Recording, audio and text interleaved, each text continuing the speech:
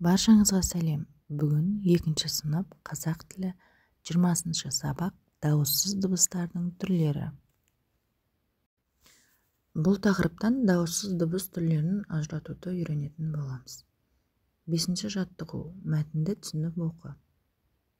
Гүлім мен Гүлсім. Бүгін анамыздың туған күні. Жұмыстан келгенше сыйлық әзірлейік, деді Гүлім. Дұрыс айтасың, бірақ әркім өздігінше дайындалсын, деді Гүлсім. Келістік.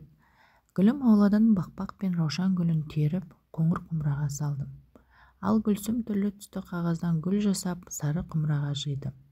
Әдемі болды. Анасы келгенде екі қыз сыйлықтарын алып алдынан жүгіріп шықты. Таласып қалды. Мен үлкенмін, сондықтан мен бірінші беруім керек, деді Гүлім. Жоқ, мен үйдің кішісімін. Сол себепті мен бірінші беруім керек, деді Гүлсім. Екеуің де бірге сыйлаңдар, алтындарым. Өйткені бірлік түбі береке. Ниеттеріңе рахмет, деп анасы беттерінен сүйді.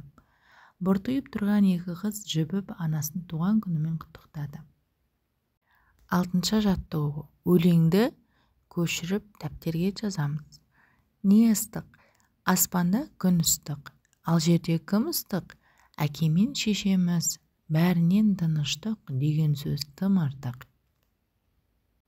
Дәптерге аспанда күн ыстық деген сөйлемге дыбыстық талдау жасаңдар. 7-ші жаттығу. Жұмбақ өлеңді оқып шешуін тап. Түп нұсқасы халық аты, екі шеткі әрпін қысқартса қазақтың қарты. Бұл жұмбақтың жауабы татар.